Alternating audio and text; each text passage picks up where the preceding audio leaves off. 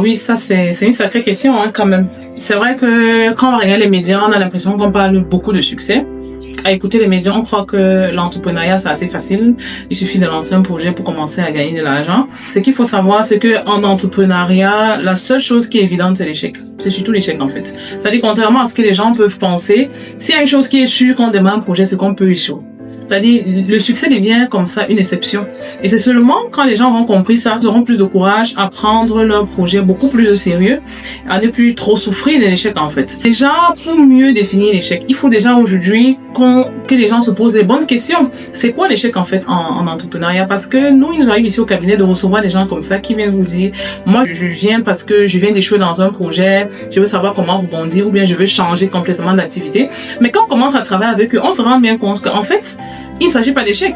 C'est des gens qui ont démarré un projet, ils se sont arrivés à un moment où ils ont connu des blocages et ils ont arrêté. Pour eux, c'était l'échec. Pour eux, c'est la fin. Donc, parce qu'ils ont rencontré un blocage dans son parcours, ça veut dire que c'est l'échec. Parce que certains même ont démarré leur projet et ils ont l'impression que ça a drastiquement changé le cours de leur vie. Ils ont vu leurs amis les quitter. Ok, donc ils se sont retrouvés seuls, ça les a isolés et du coup ils se sont dit c'est peut-être un signe que le projet là c'est pas bon pour moi parce que voilà je suis passé dedans. Aujourd'hui il est important que les gens fassent vraiment la différence. C'est quoi l'échec en fait? Parce que le parcours entrepreneurial c'est pas assez simple, c'est pas un parcours lisse en fait, c'est vraiment un parcours qui est parsemé de challenges. Et il faut aujourd'hui que les gens prennent conscience de ça avant de se lancer. C'est beaucoup de challenges au quotidien, ok? Parce que quand les gens se disent, voilà, j'ai défini mes objectifs, je veux créer une entreprise qui va me rapporter tel montant, ok? Aujourd'hui, il est important que tu deviennes la personne qui va pouvoir gérer ce montant-là. Ça signifie être plus présent sur le terrain, ça signifie beaucoup plus vendre, ok? Si on a été habitué à être dans un environnement où on était toujours entouré, c'est normal qu'à un moment donné, on se sente seul. Donc, nous, notre conseil aujourd'hui, c'est de dire à ces gens-là, si tu as l'impression que les choses n'ont pas marché comme tu voulais, c'est vraiment de, premièrement, clarifier d'abord, est-ce que c'est vraiment un échec?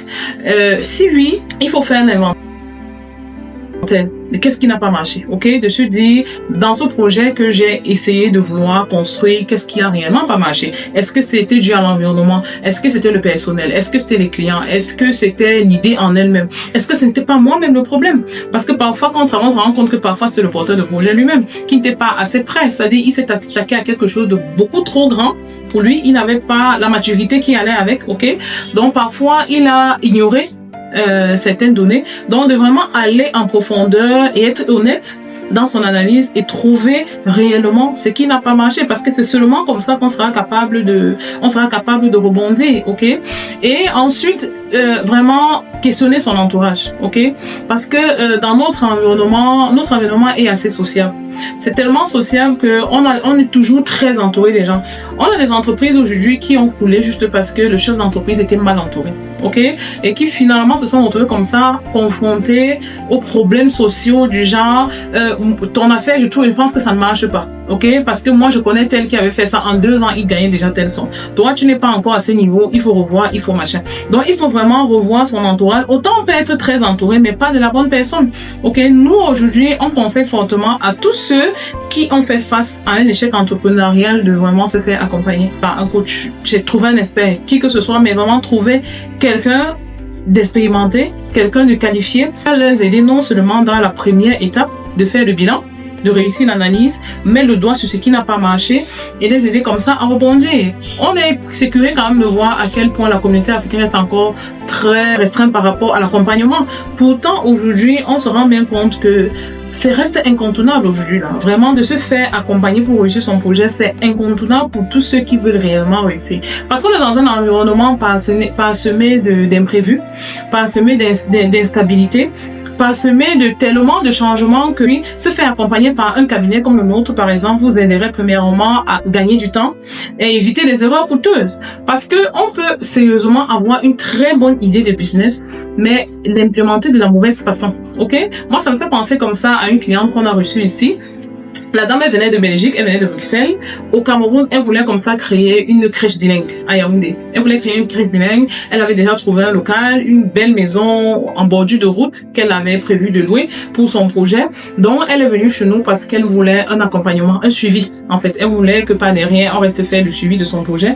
Mais très vite, on s'est rendu compte que le choix du positionnement n'était pas bon. On a dû revoir tout en fait. Donc avec cette cliente, finalement, on a retravaillé sur le lieu où il fallait ouvrir la crèche en question. On a trouvé le meilleur quartier qui devait accueillir le projet. On a mis en place comme ça un plan de croissance clair.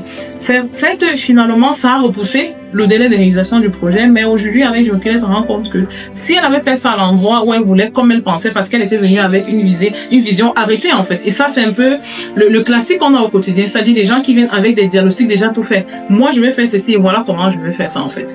Donc, nous, on l'a aidé à ajuster. On n'a pas changé le projet, mais on a ajusté la façon de faire le projet. Et avec le recul aujourd'hui, elle grandit. C'est-à-dire qu'elle est tellement satisfaite parce que sa croissance est assez palpable et c'est assez saine. Donc, on a comme ça également un autre facteur qui fait que être accompagné aujourd'hui comme ça vous permet de structurer votre entreprise dès le départ. Ça, c'est très important. On va comme ça, par exemple, un menuisier qui est très qualifié dans son secteur, qui a même un carnet d'adresses assez fourni, plein de commandes, mais il ne sait pas gérer les délais, il ne sait pas fidéliser ses apprentis, il ne sait même pas réinvestir ses bénéfices. Donc voilà à quoi est-ce qu'un cabinet lui servirait. Donc vous allez voir que ça, c'est quelqu'un qui va s'essouffler au quotidien, a beaucoup travaillé, mais qui va toujours se retrouver avec le compte vide. Il va pas évoluer, c'est-à-dire il va rester stagné à la position qu'il est. Donc aujourd'hui, se faire accompagner aussi, c'est vraiment travailler avec une structure qui va vous aider à prendre des décisions sur la base des études plutôt que sur la base de l'émotion. Parce qu'au quotidien, ce qu'on voit, c'est qu'on voit des entrepreneurs, il a une idée, il s'est dit, il va rassembler ses amis. Bon, toi, tu penses quoi de ça? Est-ce que tu penses que si je prends telle décision, ça va? Bon, les amis, bon, s'ils s'y connaissent, c'est tant mieux. OK? Les gens, ça dit, ils prennent des décisions au feeling, au quotidien. Pourtant, un cabinet comme ça vous aide à prendre des décisions sur la base des études de marché. On étudie les consommateurs, on étudie, c'est-à-dire on prend en compte, on tient compte de vos ressources. Vous n'allez pas vous lancer de vous rendre compte que les moyens que vous avez ne suffisent pas pour gérer le projet. Donc, un autre aspect qui aide sérieusement les entrepreneurs, ce serait que le fait d'être accompagné par un cabinet comme ça vous aide à gérer votre solitude au quotidien. Hein. C'est-à-dire que c'est vraiment un partenaire sûr qu'on a à ses côtés, avec qui on peut évoluer. Parce que le parcours entrepreneurial, croyez-moi, c'est vraiment beaucoup d'incertitudes au quotidien, beaucoup de challenges, beaucoup de décisions à prendre rapidement. Un cabinet avec lequel vous travaillez va vous aider à lever le doute sur une décision que vous voulez prendre. OK? Voilà, je vais prendre une décision, je doute de ceci. On vient avec une vue d'extérieur, on apprécie ça de l'extérieur et on est capable de vous faire un feedback qui est honnête. OK? Et sur la base des justificatifs, c'est-à-dire toutes les conseils qu'on vous donne, on doit pouvoir vous expliquer pourquoi est-ce que vous devez prendre ce conseil. Parce qu'il est important que le porteur de projet lui-même soit capable de justifier ses choix, en fait. OK?